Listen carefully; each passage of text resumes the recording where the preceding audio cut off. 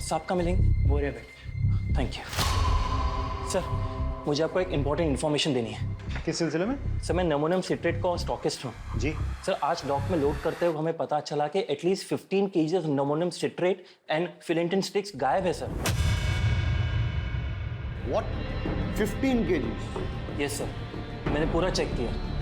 मुझे लगता है चोरी हुई है। तो बहुत बड़ी मात्रा है। लेकिन सर इतने ज्यादा मात्रा में इतने डेंजरस एक्सप्लोजिव्स कोई क्यों चुराएगा? जाहिर सी बात है, कोई बड़ा ब्लास्ट प्लान कर रहा है। सर इस मामले की सीरियसनेस को देखते हुए मुझे लगा कि मुझे आपको इन्फॉर्म करना चाहिए। ठीक है, आप इनकी एफआईआर दर्ज करवा। Right sir. Thank you. Patel, sir इनके स्टाफ से भी पूछताछ करो। सिचुएशन बहुत अलार्मिंग हो सकती है। अपने खबरी नेटवर्क को एक्टिवेट करो और सारे नाकों पे चौकसी बढ़ा दो। लेकिन सर मेरी जानकारी के मुताबिक हमारे कोस्टल एरिया में मच्छी पकड़ने वाले तालाबों में मच्छी पकड़ने के लिए नमोनियम साइट्रेट इस्तेमाल करके छोटे मोटे ब्लास्ट करते हैं। पटेल, 15 केजी नमोनियम साइट्रेट और फेलेटिन स्टिक्स मछलियां पकड़ने के लिए चोरी नहीं की जा सकती। डबल चेक करो और इस स्टॉकिस्ट पे भी नजर रखो। पता करो नमोनियम साइट्रेट चोरों ने गायब किया है या खुद गायब करके चोरों पे इल्जाम लगाया जा रहा है। यस। रोजाना हमारे थाने में चोरी और डकैती की घटनाएं दर्ज की जाती हैं। ये हमारे लिए रूटीन वर्क है। लेकिन हमें इस बात के लिए ट्रेन किया जाता है कि अगर कुछ भी अनयूजुअल नोटिस करें तो हम चौकन्ने हो जाएं। मेरी ज्यूरिसडिक्शन में इतनी बड़ी मात्रा में एक्सप्लोसिव्स का चोरी होना यह संकेत दे रहा था कि कुछ बड़ा घटने वाला है। अब कितना बड़ा, इस बात का हमें कोई अंदाजा नहीं। अब मेरे दिमाग में सिर्फ एक ही सवाल बार बार उठ रहा है कि एक्सप्लोसिव्स की चोरी मछलियां पकड़ने के लिए हुई है या फिर इस बार निशाना मछलियां नहीं कोई और है।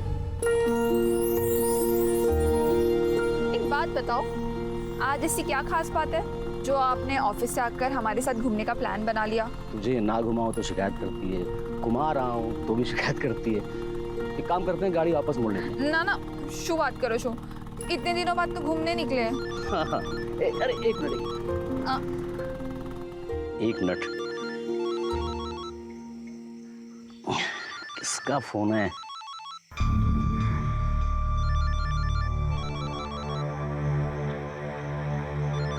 अरे शू अच्छे, कॉल तो उठा लेते। अरे वो अरे लोन वाले का फोन था। ये लोग कभी भी कॉल करते रहते हैं। हाँ सर, यहाँ पे ज़्यादा मच्छी पकड़ने के चक्कर में लोग नमोनियम साइट्रेट का धमाका करते हैं। लेकिन इतनी बड़ी मात्रा में अगर कोई विस्फोटक चुरा रहा है तो इसका इरादा क्या होगा?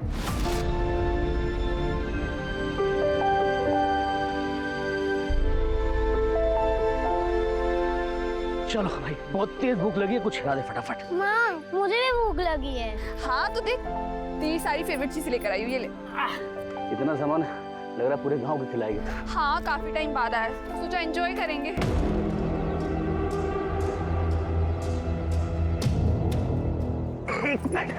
क्या जाओ छो? रुकना।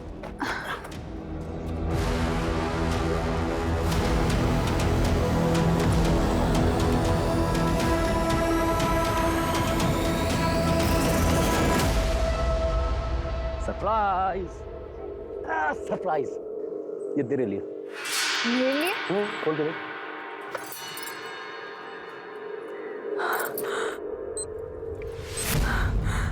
आ तो रेडियो छे। तुझे गाना सुनना पसंद है ना? Thank you. तेरे लिए।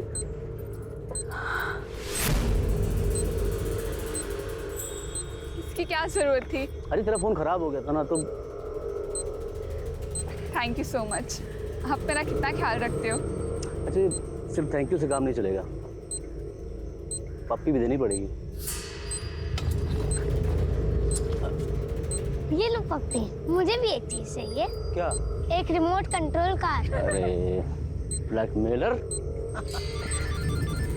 अरे यार, ये फोन, किसका फोन आ रहा है बार बार?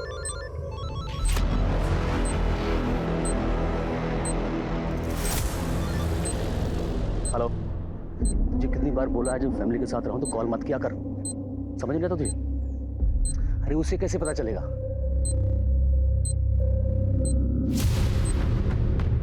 मैं तो संभाल लूंगा, लेकिन अगली बार टाइम देख के, ठीक?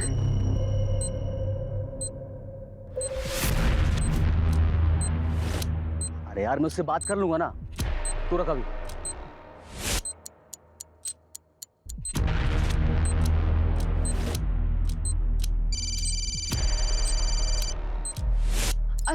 सुनिए ना, किसी का कॉल आ रहा है, मुझे लग रहा है शायद सिम कार्ड वाले कॉल कर रहे हैं, मैं बात करती हूँ।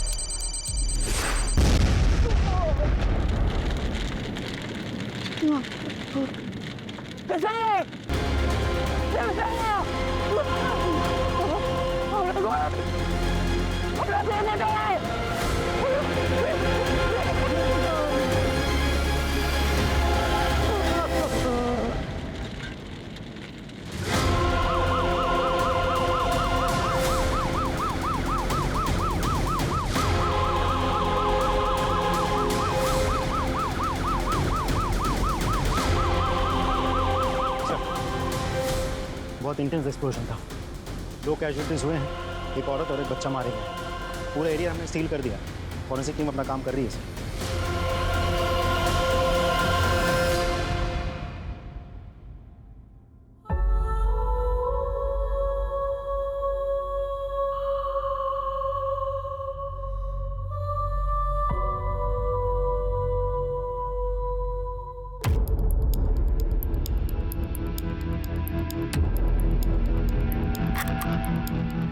टेररिज्म का कोई एंगल? सर प्राइम फेसी तो नहीं लगता, लेकिन इग्नोर भी नहीं कर सकते। चेक करो कि एनआईए की कोई रिपोर्ट है क्या, और आसपास के खबरियों से पूछताछ करो कि उन्होंने किसी टेररिस्ट संदिग्ध व्यक्ति या एक्टिविटी को देखा है क्या, और किसने कुछ देखा है, आई मीन आई विटनेस। जी सर, मैं इधर से जा रहा था और देखा कि वो आदमी अपने बीवी बच्चों के साथ अच्छा खासा खेल रहा है सर। इतने में अचानक उसका फ़ोन आता है और वो बात करते हुए सर उधर जाता है। फिर सर बम का जो धमाका यहाँ हुआ ना सर, मेरे तो कान एकदम सुन पड़ गए। ये तो अच्छा हुआ सर कि आज यहाँ कोई है नहीं, वरना यहाँ काफ़ी भीड़ रहती है सर। ओके, इसका मतलब ये कि यहाँ किसी ने इसलिए धमाका किया ताकि ज्यादा से ज्यादा कैजुअलिटीज हो, मतलब टेररिज्म का एंगल हो सकता है। एक काम करो, सारे एरिया को अच्छे से छान मारो और देखो कोई एविडेंस या क्लू मिलता है क्या, और ये भी चेक करो आसपास कोई सीसीटीवी है क्या। Right sir. हेलो ऑफिसर, क्या लगता है आपको? सर पूरी रिपोर्ट तो मैं पूरी जांच होने के बाद ही दे पाऊंगा। फिलहाल कुछ बेसिक एविडेंस मिले, पिकनिक वाली चीज़ें। सर कुछ अनयूजुअल चीज़ें ही मिली हैं, जैसे ये ट्रांजिस्टर, टूटा हुआ मोबाइल फ़ोन।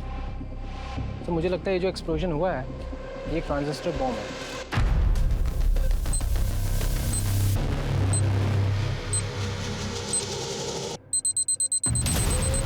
और जहाँ तक एक्सप्लोजन का सवाल है, आईईडी या फिर कोई और एक्सप्लोजन, इसके बारे में भी ठीक से कहा नहीं जा सकता। थैंक यू ऑफिसर, कोशिश कीजिएगा कि जितनी जल्दी हो सके रिपोर्ट सबमिट कर दें प्लीज़। चल सर। गणेश भाई, अगर आप चाहते हो कि आपकी पत्नी और बच्चे का हत्यारा जल्द से जल्द पकड़ा जाए तो प्लीज़ हमारे साथ कोऑपरेट करिए। हाँ, ज़रा सोच के बताइए कि ऐसा कोई है जो आपका नुकसान करना चाहता है, ऐसा बॉम्ब ब्लास्ट प्लान करके। हमारी टीम को शक है कि ये ट्रांजिस्टर से ही ब्लास्ट किया गया है। ट्रांजिस्टर?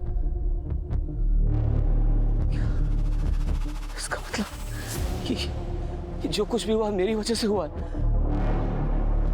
साहब, मैं बस ड्राइवर हूँ और जो ट्रांजिस्टर मोबाइल एक पैकेट में था और वहीं से लेकर आया था। वलसाड आ भी गयो, आखिरी स्टॉप है, आखिरी स्टॉप। अरे सर सर, आखिरी स्टॉप है। क्या बात है गणेश भाई, रोज से 1 घंटा पहले पहुंचा दी। अरे नहीं रे, आज रास्ता साफ मिल गया तो खींच दी। लगता है भाभी का बर्थडे आ रहा है। यार मैं सोच रहा था कि किशोर तेरी भाभी घुमा देता हूँ आजकल, मैं इस ड्यूटी में तो कभी टाइम नहीं मिलेगा। तो है। गणेश भाई, मैं क्या बोल रहा था, बोलना। आप जल्दी जा ही रहे हो तो मैं भी जरा होके आऊं क्या? तू किधर जाएगा? अरे गणेश भाई। चल जा। लॉक? अरे मैं कर दूंगा, तू जा। चाल से गणेश भाई। कंडक्टर के जाने के बाद मैंने बस को चेक किया और जब जाने लगा तो मेरी निगाह सीट नंबर 9 के नीचे पड़ी।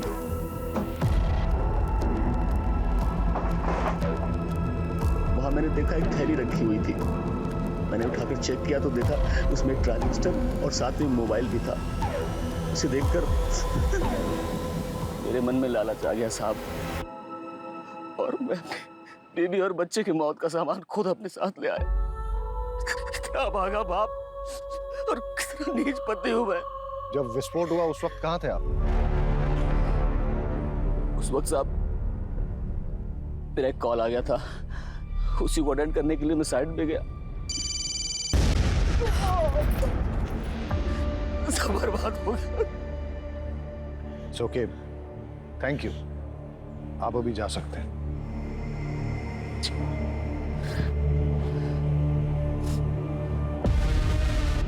सर, मुझे तो इस गणेश की कहानी पे बिल्कुल भरोसा नहीं है। एकदम सही कह रहे हैं सर, इसकी कहानी पूरी मनगढ़ंत लगती है।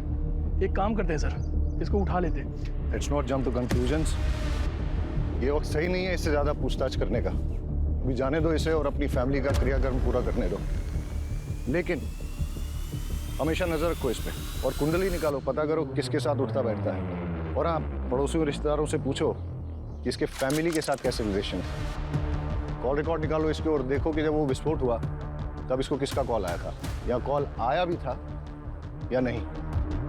और हाँ, उस बस कंडक्टर से पूछताछ करो और ये पता करो कि वो सीट पे कौन बैठा था, किसने अपना लगेज वहां पे छोड़ दिया था या फिर जानबूझ के छोड़ा था ताकि उस आतंकवादी घटना को अंजाम दे सके। नीचे आ। अच्छा, तुम्हें याद है कि सीट नंबर 9 पे कौन बैठा था? सीट नंबर 9 नहीं सर। रजिस्टर या टिकट की कॉपी ऐसा कुछ होगा?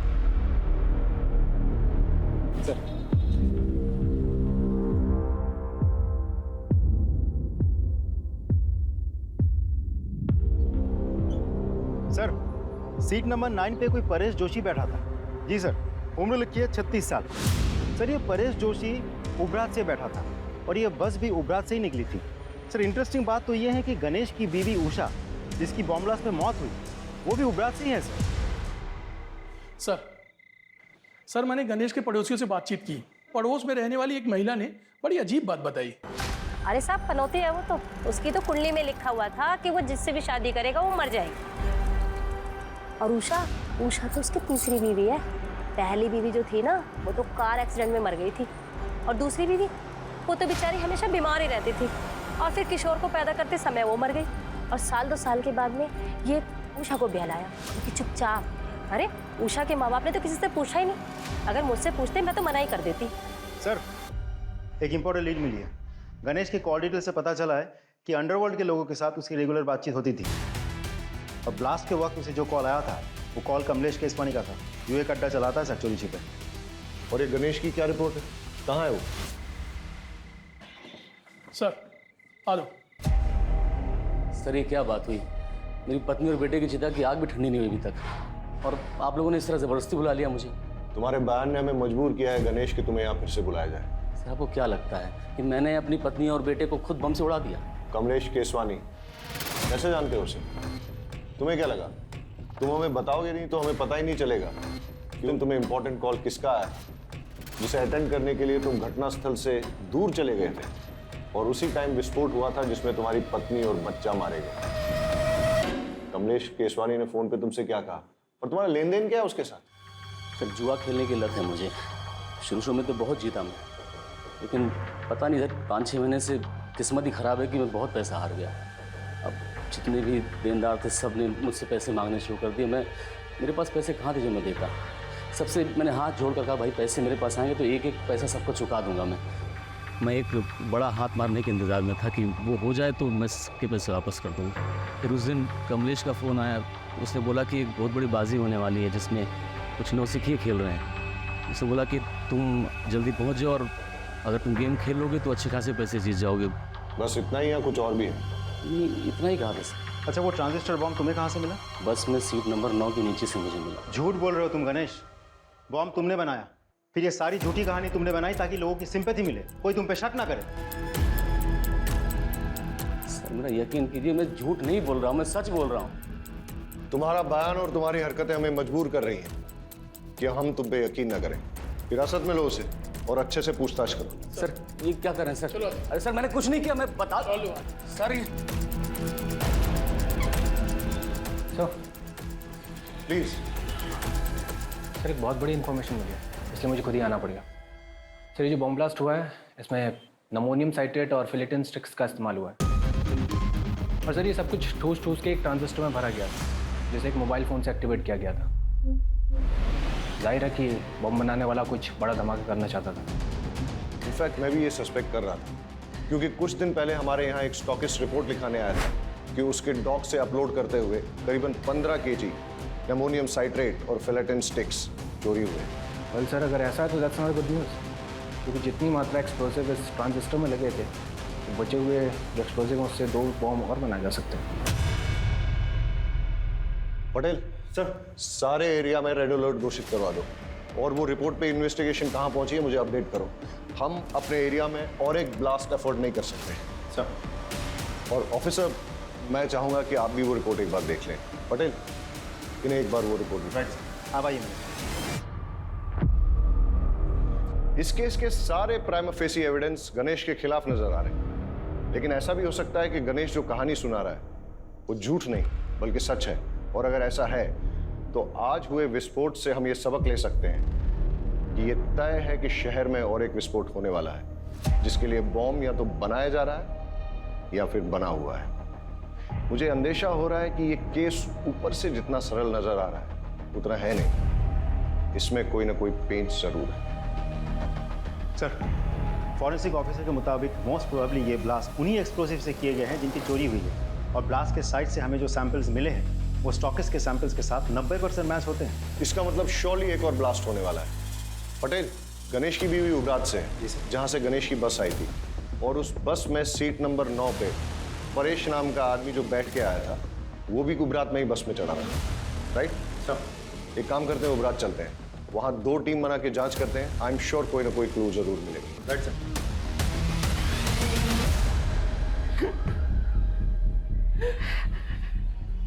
देखिए, हमें आपकी बेटी की मौत का बेहद अफसोस है, लेकिन क्या करें, कातिल को पकड़ना भी तो ज़रूरी है। उसके लिए हमें ये जानना बहुत ज़रूरी है कि ऐसा कोई इंसान है जो आपकी बेटी को मार सकता है, जैसे कि आपका दामाद गणेश। नहीं साहब, गणेश पे शक करने की कोई वजह नहीं हमारे पास। अच्छा, गणेश के अलावा ऐसा और कोई जिसके साथ उसकी कोई दुश्मनी हो, कोई अनबन हो? उषानो जूनो बॉयफ्रेंड विनायक दवे नाम है उसका। 1 नंबर दारूडियो ने गुंडो छे। उसने अपनी चिकनी चुपनी बातों में उषा को फंसा लिया था, पूरे उपरात में बदनाम कर दिया था।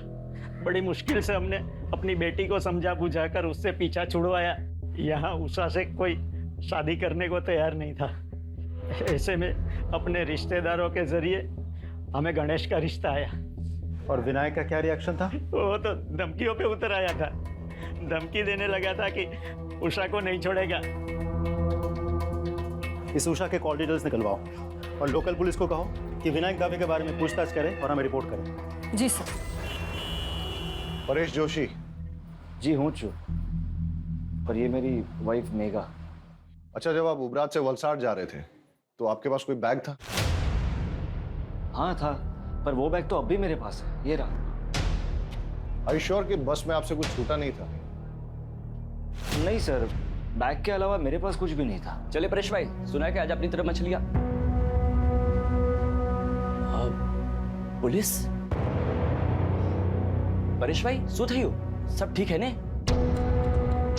भाभी? सर ये मेरा दोस्त है सागर कोहली। ठीक है, अभी तो हम चलते हैं, लेकिन अगर आपको इस बीच कुछ भी याद आता है तो हमें बताइएगा जरूर। जी सर, पक्का।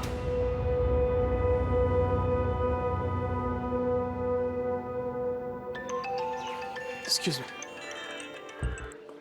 Hello, thank you sir. Forensic team की कॉल थी सर। टीम ने उस ट्रांजिस्टर के मेक और मॉडल का पता लगा लिया है। साथ ही उस फोन का IMEI नंबर भी मिल गया सर, जिसे डेटोनेटर के लिए इस्तेमाल किया गया था। एक बात और सर, उस फोन पर सिर्फ एक कॉल आई थी और वो कॉल उबरात के किसी PCO से था।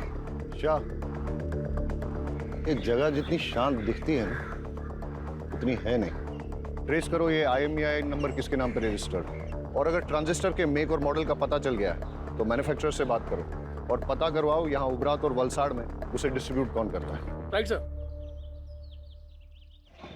सर, उषा के माँ बाप से मेरी बात हुई। उषा के पेरेंट्स ने उषा की शादी उसके पुराने प्रेमी विनायक दवे से नहीं, गणेश से करवाई थी।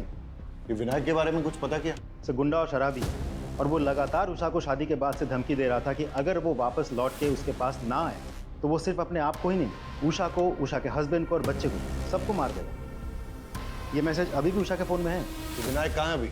उठा लिया सर। गणेश की बस में ट्रांजिस्टर बॉम्ब तूने प्लांट किया ना? नहीं सर, कुछ नहीं किया। मैं बस उसको मारकर चाहता था कि उषा मेरी जिंदगी में आ जाए सर, लेकिन बम मैंने नहीं लगाया सर। तूने उषा को धमकी नहीं दी थी कि अगर वो लौट के तेरे पास ना आए तो तू उषा को, उषा के हस्बैंड को, उसके बच्चे को, सबको मार डालेगा? सर, मैंने धमकाया था सर, मैं उसे नहीं भूल पा रहा था सर, लेकिन विस्फोटक में मेरा कोई हाथ नहीं है सर। सच में सर। देखते हैं तेरी बात में कितनी सच्चाई है। फिलहाल तो इस विनायक को छोड़ देते हैं, लेकिन नजर रखो इस पे और पता करो कि जिस दिन ब्लास्ट हुआ उस दिन ये कहाँ था। इस मेक और मॉडल का ट्रांजिस्टर आपके दुकान से बेचा गया था? हाँ साहब, मैंने बेचा था। किसे बेचा था? वो तो साहब मुझे याद नहीं। क्यों? बिल बुक में होगा ना। साहब क्या छोटी सी दुकान है, वो कैश में बेचा था ताकि इनकम टैक्स में थोड़ी छूट मिल जाए। पता है ना ये गैर कानूनी है। हाँ, उस ट्रांजिस्टर का इस्तेमाल बॉम्ब ब्लास्ट में किया गया है। अरे साहब मुझे पता नहीं, मैं तो गरीब आदमी हूँ, मुझे माफ कर दो। अच्छा, जिसे वो ट्रांजिस्टर बेचा था उसकी शक्ल याद है? कहीं ये तो नहीं था वो आदमी?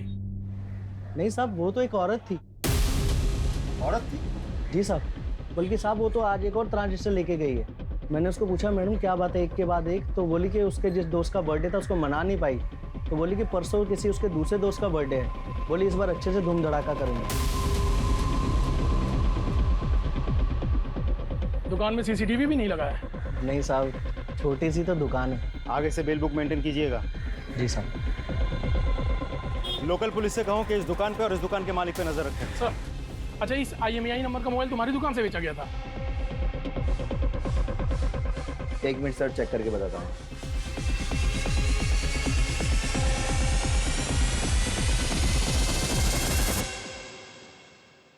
जी सर। किसको बेचा था?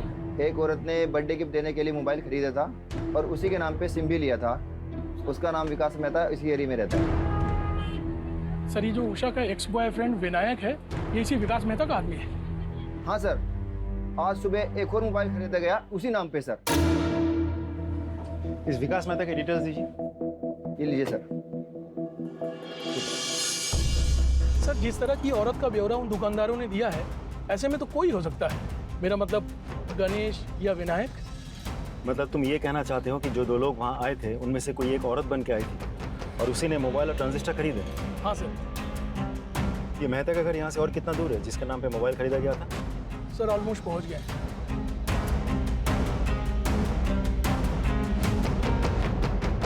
ओह हेलो, क्या ये सरकारी गार्डन नहीं है जो अंदर घुसते चले जा रहे हो? मेरा घर है, मेरी परमिशन के बिना यहाँ पत्ता भी नहीं हिलता। वलसड में जो बॉम्ब ब्लास्ट हुआ था, क्या जानता है उसके बारे में? इतनी जानकारी है जितनी न्यूज़ और पेपर में दिखाई गई, समझा? अच्छा, तो जिस मोबाइल से उस बॉम्ब को एक्टिवेट किया गया था उसका रजिस्ट्रेशन तेरे नाम पे क्या कर रहा है? हाँ? सर शुभ बात करो तो मैं, कौन सा मोबाइल, कैसा मोबाइल? सर मेरा मोबाइल मेरे पास है सर। क्यों, अभी टोन चेंज हो गया तेरा? सर मैं सच बोल रहा हूँ, मेरा मोबाइल मेरे पास है। आप, मुझे नहीं पता आप कौन से मोबाइल की बात कर रहे हैं। सर, ये ऐसे नहीं मानेगा, इसको पुलिस स्टेशन लेके चलते हैं, फिर सब सच उगलेगा। वलसड में बॉम्ब ब्लास्ट करवाने के जुर्म में तुझे गिरफ्तार किया जा रहा है। और कोई सवाल? ये IPC की कौन सी धारा लगाऊं यही बता दूं। लेकर आओ इसे। चल, मेरी बात सुनो, मेरा कुछ नहीं है इसमें। अरे एक भाई मारी बात मारो। अरे मैं कहीं नहीं करी, मेरे क्या मारो जो? अरे साहब मेरा यकीन कीजिए, मैंने कुछ नहीं किया, वो बॉम्ब प्लान नहीं किया मैंने। ये विनायक तेरा ही आदमी है ना जिसे तूने गणेश की बस में बॉम्ब रखवाया था? अरे साहब वो एक नंबर का नशेड़ी और शराबी किस्म का इंसान है, वो क्या किसी बस में बॉम्ब प्लान करेगा? उसे शराब पीने से तो फुर्सत मिलती नहीं है। साहब जो हमारी बात सांभो, तब खोटा मानस ने पकड़ी मुकी है। अरे वो बाहर गुनेगार फिर रहा है, उसको पकड़ो जाके। ये जब तक सच ना उगले ना, उठते रहो इसे। हमारी बात सांभो, तब खोटा मानस से पकड़ो। सर, मेहता कुछ बोला? बहुत तोड़ा सर, लेकिन मुंह नहीं खुल रहा। बहुत शातिर है। बैकग्राउंड क्या है उसका? नामी गुंडा है सर, आसपास के एरिया में दादागिरी करता फिरता है। ऑलरेडी बहुत सारे केसेस दर्ज है उस पर। एक बात और सर, मेहता के जिस KYC डॉक्यूमेंट्स पर वो सिम कार्ड खरीदा गया था वो फेक है, मतलब कोई मेहता को इस केस में फंसाना चाहता है? हो सकता है और नहीं भी हो सकता है, लेकिन तुमने कहा कि मेहता बहुत शातिर है और कई केसेस दर्ज हैं उसमें, इसलिए ऐसा हो सकता है कि अपने आप को प्राइमा फेसी सस्पेक्ट बनाने के लिए उसने ये सब जानबूझ के किया और बाद में सिंपैथी पाकर सस्पेक्ट लिस्ट से बाहर हो गया। मोबाइल और ट्रांजिस्टर की दुकान से कुछ पता चला? सर कुछ खास नहीं, लेकिन दोनों दुकानदारों ने एक अजीब बात कही। जिस लड़की ने पहले मोबाइल और ट्रांजिस्टर खरीदा वो आज सुबह फिर आई थी। जब दुकानदारों ने पूछा कि ऐसी भी क्या खास बात हो गई, तो पता है उस लड़की ने क्या कहा? उसने कहा कि कल जिस फ्रेंड का जन्मदिन था वो हम ढंग से मना नहीं पाए, लेकिन परसों एक और फ्रेंड का जन्मदिन है, वो हम बहुत धूमधाम से मनाएंगे। कुछ समझ में आया पटेल? अपराधी के दिमाग में जो चल रहा होता है वो अक्सर कहीं ना कहीं उसके मुंह से भी निकल जाता है। कल का जन्मदिन ठीक से मना नहीं पाई, यानी कल जो ब्लास्ट हुआ, परसों फिर से जन्मदिन मनाएगी, वो भी धूमधाम से। मतलब समझते हो इसका? मतलब परसों और एक ब्लास्ट होने वाला है, लेकिन हमें नहीं पता कि कब और कहां। और परसों का मतलब ये भी कि हमारे पास सिर्फ 48 घंटे हैं उसे रोकने के लिए।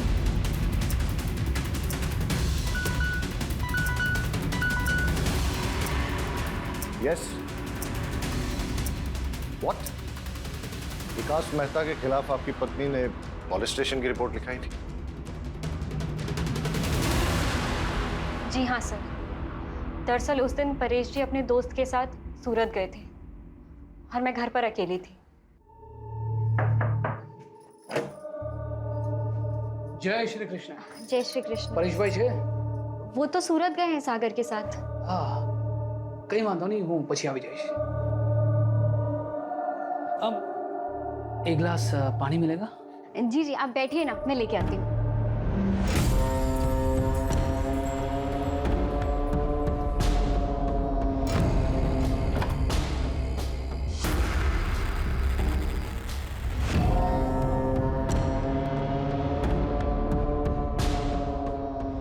लीजिए पानी। ये क्या कर रहे हैं आप? इतनी मासूम मत बन, तो बहुत अच्छे से जानती है मैं तुझसे क्या चाहता हूँ। सुनीता बहन, बचाओ।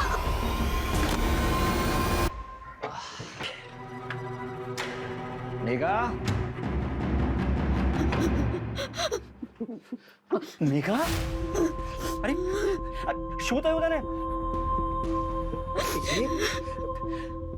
ये ब्लाउज किसने पड़ा तुम्हारा? मेघा, देखो मेघा रो मत, देखो बताओ तो उसे कि हुआ क्या है, कि किसने किया ये सब? मैं मेहता, विकास मेहता। विकास मेहता? सागर, तू चल मेरे साथ। आज तो उस विकास को छोड़ूंगा नहीं। मेरी बीवी के साथ करने की सोच भी कैसे सकता है? चल मेरे साथ। उससे कुछ नहीं होगा। अरे पर उसने तेरे साथ जो किया उसका क्या? उसकी कोई जरूरत नहीं है, आप यहीं रहिए। समझिए, हमें ना उसके खिलाफ पुलिस में रिपोर्ट लिखवानी चाहिए। पुलिस ही उसकी गुंडागर्दी को रोक सकती है। चाहिए।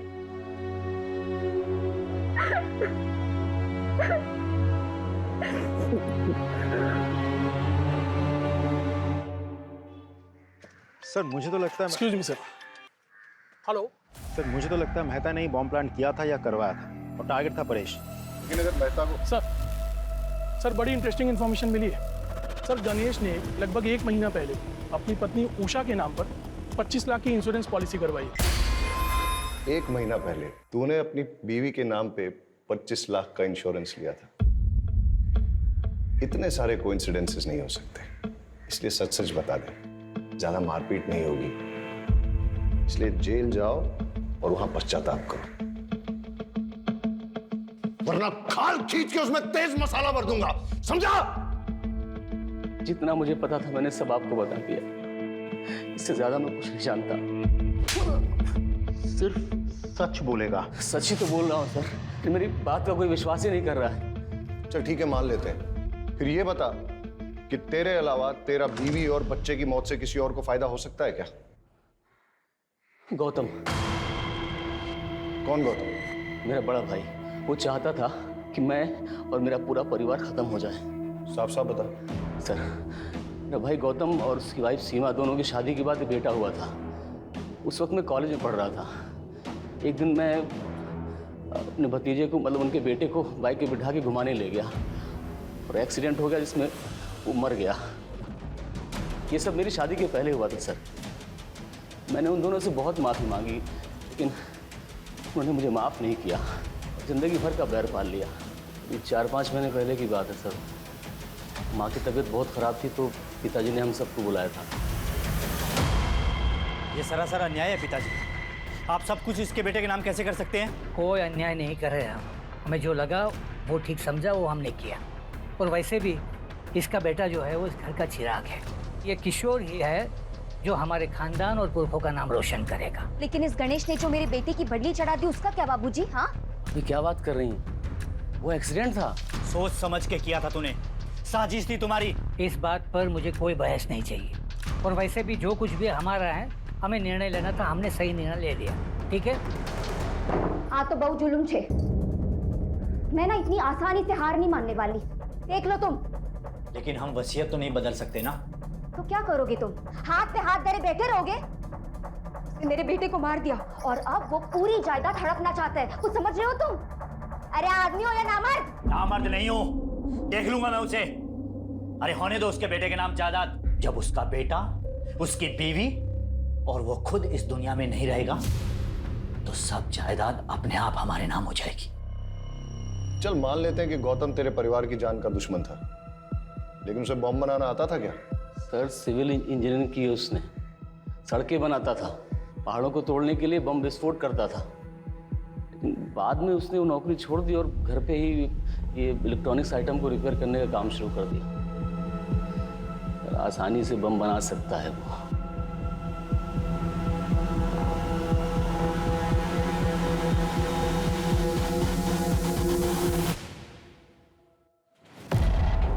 गौतम भगत जी, तुम्हारे भाई की बीवी और बच्चे की मौत हो गई बॉम्ब ब्लास्ट में, तुम एक बार देखने तक नहीं गए? अगर आप मुझे ढूंढते हुए यहाँ तक आए हैं तो साफ जाहिर है आपको पता है मैं क्यों नहीं गया। जब आप रट्टा मार के बैठे हो गया? पढ़ा लिखा हूँ, इंजीनियरिंग की है मैंने। घटना वाला दिन तुम थे कहाँ? मैं अपनी बीवी और बेटी के साथ अपनी साली के घर गया था, राजपीपला। बस से गए थे? टिकट तो होगी? कोई सर्टिफिकेट है जो संभाल के रखा जाए? तुम्हारी बेगुनाही का सर्टिफिकेट हो सकता था। मुझे अपनी बेगुनाही साबित करने में कोई दिलचस्पी नहीं है। आप काफ़ी दूर से आए हैं, कुछ लेंगे? ठंडा पानी कुछ? आज तो कुछ नहीं लूंगा, लेकिन जिस दिन तुम्हारे खिलाफ सबूत हाथ लग गया ना, उस दिन तुम्हें लेने जरूर आ जाऊंगा। चले आइएगा, तब तक मैं अपना बचा हुआ काम कर लेता हूँ। क्या है कि मुझे परसों तक एक बहुत बड़ी डिलीवरी देनी है।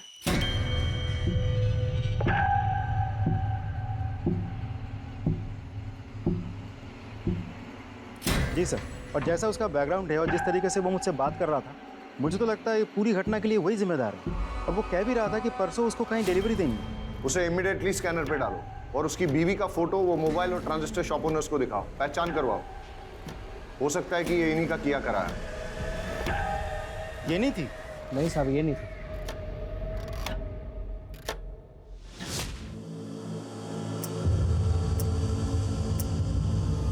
Yes sir. सर मैंने पूरे डिस्ट्रिक्ट में हाई अलर्ट घोषित करवा दिया है। Okay sir. हेडक्वार्टर से बात हो रही थी, सिचुएशन बहुत टेंस है, लेकिन जब तक हमें कोई क्लू नहीं मिल जाता तब तक हम पिन पॉइंट करके किसी एरिया की सिक्योरिटी नहीं बढ़ा सकते। ब्लास्ट कहीं भी हो सकता है। सर अजीब सिचुएशन है, एक भी क्लू नहीं मिल रहा है। सर मैंने बस में ट्रेवल कर रहे हैं सभी यात्रियों से पर्सनली बात की। ज़्यादातर लोगों को कुछ पता नहीं है सर, लेकिन एक पैसेंजर जो कि घटना के तुरंत बाद अहमदाबाद चला गया था, उससे अभी बात हुई। अच्छा, उस दिन जो 9 नंबर सीट पर जो पैसेंजर बैठा था उसके बारे में कुछ याद है? सर 9 नंबर सीट वाला पैसेंजर ना रात में उतर गया था जब ड्राइवर ने चाय पीने के लिए गाड़ी रोकी थी। उस वक्त कंडक्टर और सारे पैसेंजर सो रहे थे, मैंने खुद देखा। उस रात तुम बस से क्यों उतर गए थे परेश? ऐसी भी क्या इमरजेंसी थी? सर दरअसल मेरे फ्रेंड के पिताजी को हार्ट अटैक आया था और उसकी मदद करने के लिए कोई भी नहीं था। अब ऐसे आड़े वक्त पर उसके पास जाना मैंने ज़रूरी समझा। अच्छा, वैसे तुम जा कहाँ रहे थे? वलसाड? जी नहीं, मैं वापस जा रहा था मेरे ससुराल। वजह जान सकता हूँ? सर दरअसल वो विकास मेहता ने मुझे धमकी दी थी। मेरी पत्नी के रिपोर्ट पर उसे जेल हुई थी, पर उसने अपनी पहचान लगाई और उसे बेल मिल गई थी। उसके बाद उसने मुझे अपने घर बुलाया और धमकाया। क्या हुआ? ये यहाँ पर क्यों लाया? मैंने क्या किया है? तेरी बीवी को बोल अपना केस वापस ले, वरना तेरी बीवी का तो कुछ नहीं कर पाऊंगा, लेकिन बेटा तेरे छोटे छोटे टुकड़े करके समुंदर की मछलियों को खिला दूंगा। अच्छा, तुम्हें क्या लगता है ये सब कुछ विकास मेहता का किया धरा है? सर वो इतना घटिया आदमी है ना, वो कुछ भी कर सकता है और मुझे पूरा विश्वास है मुझे मारने के लिए वो बॉम्ब उसी ने प्लांट किया होगा।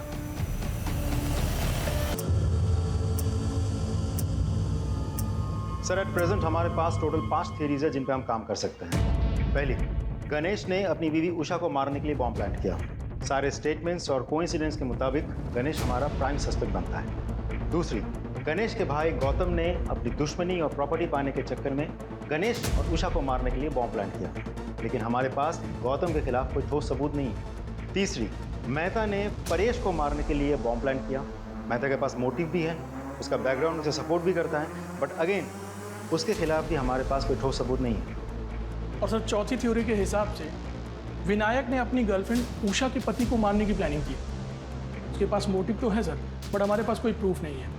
और सर पांचवी थ्योरी ये कह रही है कि हो सकता है ये कोई टेररिस्ट अटैक हो जो कि भरी हुई बस में एक बड़ा धमाका करना चाह रहा था। और थ्योरी नंबर 6, ये सब इस परेश का किया धरा है ताकि ये मेहता को इस केस में फ्रेम कर सके। And not to forget, Paresh एक मछुआरा है, इसलिए अमोनियम साइट्रेट का इस्तेमाल करना जानता है। यस? हाँ, ओके। गौतम के घर पे रेड करने का वारंट मिल चुका है, उसके घर पे रेड करो और देखो क्या मिलता है। ओ हेलो, आप फिर चले आए? टाइम देखा? देखा, तुम्हारे लिए खराब है। शाह, एक्सक्यूज मी सर, आप ऐसा नहीं कर सकते। सर्च वारंट, आपकी परमिशन के लिए वेट नहीं करूंगा। Please cooperate. शाह करके तलाशी लो। सर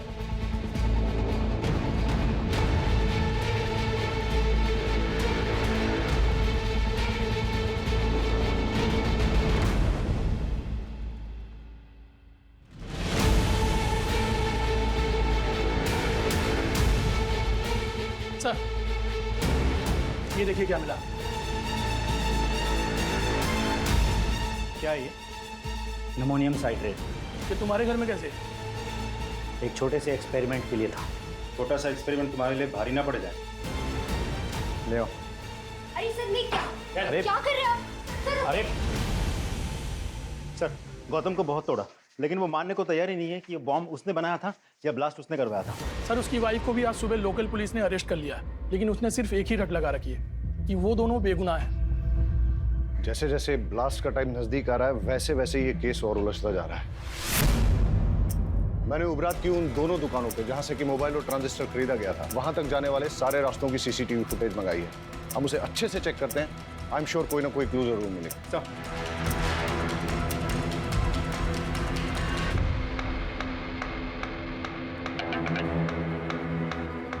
हमें सारे एविडेंस बारीकी से चेक करने चाहिए।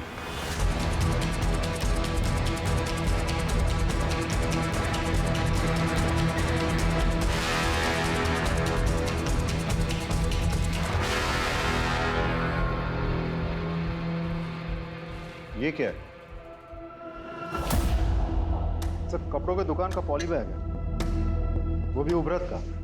मतलब गणेश की पत्नी उषा जिसकी मौत हुई बॉम्ब ब्लास्ट में, वो भी तो उबरत से ही थी। तो ऐसा भी तो हो सकता है कि वो कुछ लाई होगी सामान वामान बाजार से और फिर इस बैग में रख दिया होगा, इस पैकेट को या पॉलीथीन बैग। ये बैग की कंडीशन अभी ठीक है, लगता है नया सा है। इसलिए जाके दुकान में पता करो कि पिछले 1 महीने में वहां पे किस किस ने खरीदारी की। सब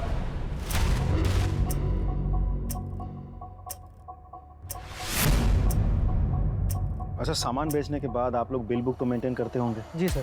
तो पिछले 1 महीने में जो भी सामान आपने बेचा है उसके बिल्स दिखाइए। Yes sir.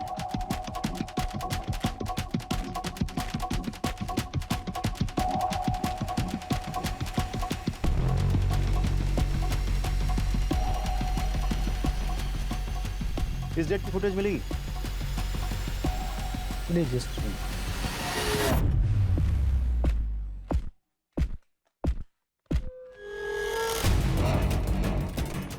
ये जानते हैं आप? हाँ सर। सारे फुटेजेस ले लो। सर ये थी वो औरत। हाँ सर, यही थी। यही औरत थी वो? जी साहब, यही थी।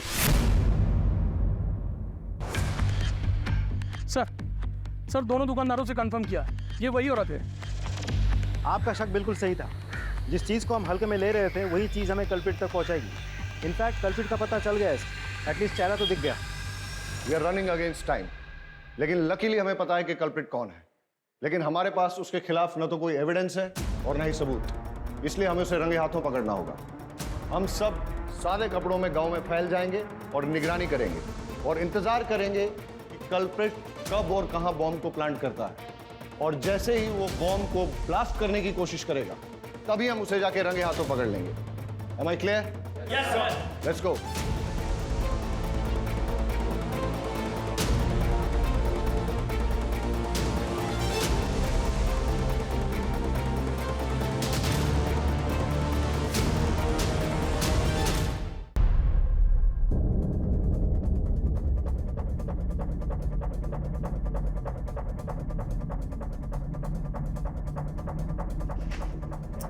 अमोनियम साइट्रेट है सर।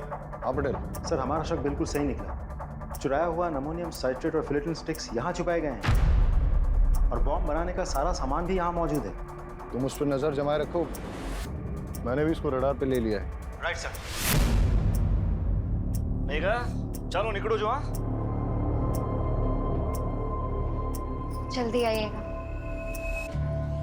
ओके मेरी जान।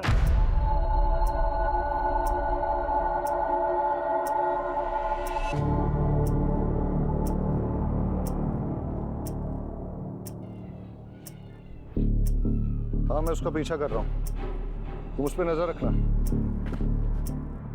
सर किसी को फोन लगा रहा है, नंबर डायल कर रहा है।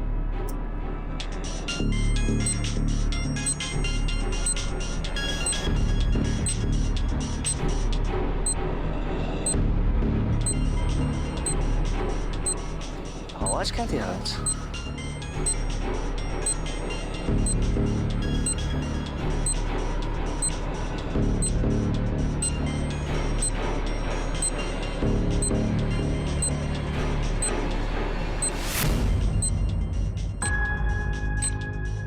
ये मैडम को भी नए नए आइडिया थे रोमांस के लिए। रुक, फोन मत उठाना, रुक, कॉल मत उठाना।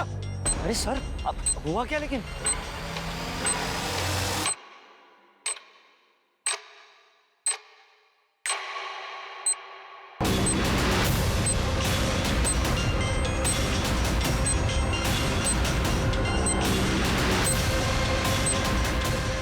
सर ये है क्या? ये कॉल नहीं था, तुम्हारी मौत का फरमान था। जिसको चाहे फोन लगा ले बेटा, कोई नहीं आने वाला है। लड़की बन के बहुत झांसा दे दिया है तूने। बताओ क्यों किया ये सब? मैंने ये सब मेघा को पाने के लिए किया था। दरअसल परेश मछली पकड़ने के सिलसिले में ज़्यादातर घर से बाहर रहते थे। उसी दौरान मैं और सागर एक दूसरे के करीब आए और मैं प्रेग्नेंट हो गई। परेश को लगा कि वो बाप बन गया है, लेकिन मैं जानता था मेघा बहुत दिनों तक सच छुपा नहीं पाएगी।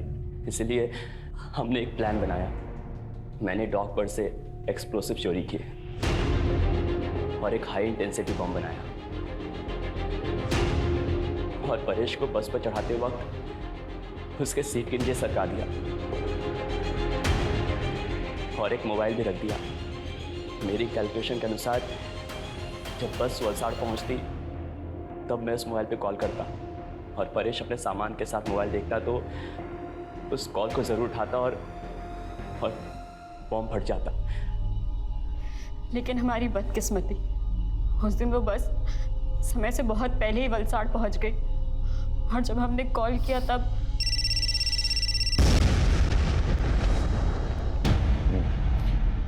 ये विकास मेहता का क्या चक्कर था? उसे मेरे और सागर के अफेयर के बारे में पता चल गया था। मुझे वार्न करने आया था। मैंने उस पर मॉलेस्टेशन का झूठा इल्ज़ाम लगाकर उसे जेल भिजवा दिया। विकास मेहता बेल पर बाहर आ गया था। उसका पुख्ता इंतजाम करने के लिए मैंने एक शॉप से मोबाइल खरीदा और उसके नाम पर सिम भी खरीदा ताकि जब पुलिस तफ्तीश करे तो वो फंस जाए। और उसे सजा मिले। लेकिन उस कपड़ों की दुकान की सीसीटीवी फुटेज पे हमने तेरी शक्ल पहचान ली और तेरा खेल खत्म हो गया। मैं पूरी कोशिश करूंगा कि तुम दोनों को कड़ी से कड़ी सजा हो।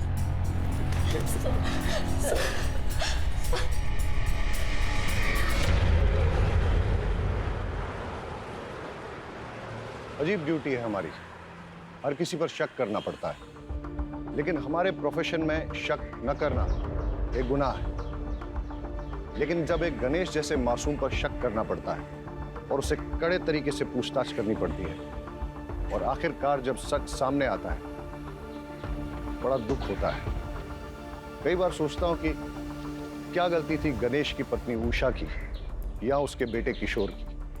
उनका क्या लेना देना था परेश, सागर, मेहता, मेघा, इन सब से, इनके गलत संबंधों से या इनकी दुश्मनी से। लेकिन फिर भी इस षड्यंत्र का शिकार उन्हें बनना पड़ा। वजह लालच। अगर गणेश ने वो बैग खुद ना रख लिया होता और पुलिस को लाके सौंप दिया होता तो शायद ये हादसा नहीं होता। सर हेडक्वार्टर से कॉल आई थी, एक बस में कुछ लोगों को बंधक बना लिया गया है। चलो सर।